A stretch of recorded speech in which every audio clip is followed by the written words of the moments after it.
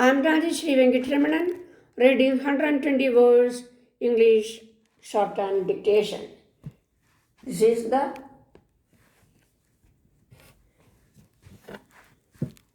please like, share and subscribe. Okay, we can start. Dear friends, it gives me great pleasure to have come here in response to your kind invitation to deliver the convocation address of this young university. It is young only in the sense that it was formerly opened only a few years ago, though it is an educational and technological institution. It has been in existence for more than half a century and has been serving the community for all these years. The Indian Council for Technical Education is the parent body from which this institution was founded as long back as 1906. I am one who had the privilege and good fortune of being a student in Calcutta in those days. Friends, now I recall from my experience that a great enthusiasm was created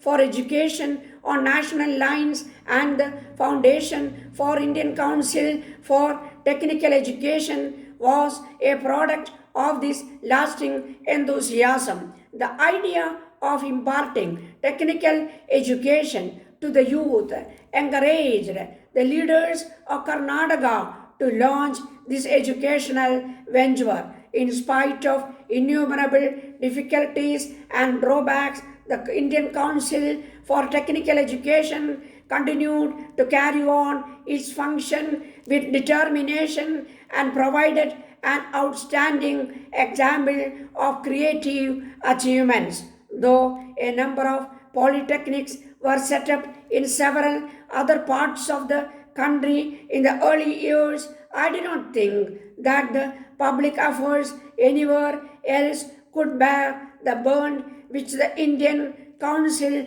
for Technical Education in Karnataka did in stepping up the task of imparting technical knowledge. May I, on this occasion, congratulate you all and offer my humble tribute to the memory of all those great sons of Karnataka whose untiring and sincere efforts have gone into making of this great institution. So far as this institution is concerned, there is no doubt that its achievements and progress have filled us with satisfaction. It has turned out a very large number of students who have made a mark in the various spheres of public service and activity. Again, it has to be admitted that the course of study, particularly commercial practice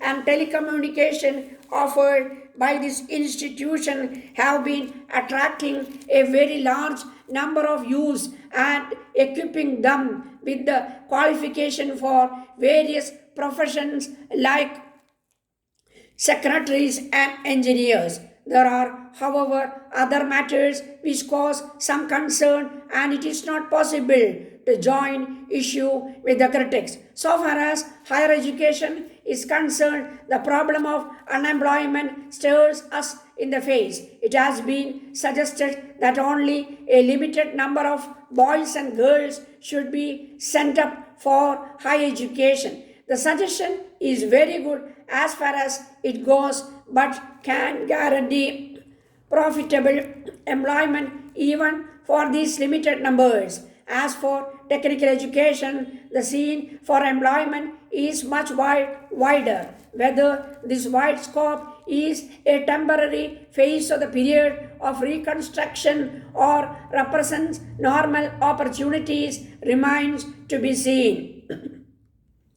Often one gets disturbed to hear of unemployment even among technically trained personnel. I have read in newspapers a few days ago that about 40% of the young men and women who have returned during the last month after being trashed abroad are still awaiting their chance to get suitable employment. If that is the state of affairs at this time, when all the technical institutions which we intend to set up have not been opened, and when the tempo of reconstruction work in the country is so high, one wonders how we shall be able to cope with the question of profitable employment for all of our technically trained personnel when all the institutions have come into the existence, when all the major projects now in hand have been implemented. Let me confess that I am unspeaking as a layman with limited knowledge of facts. I can only hope that there are in many gaps in my information. However, what I mean to say is that there is a need to be cautious about these aspects of the questions when we think of extending facilities for technical education. I cannot imagine that with the rising tempo, if advancement in agriculture and industrialization in all aspects, there need not necessarily be lack of opportunities for employment. Indeed, I believe there are places which are not filled up as quickly as they should do.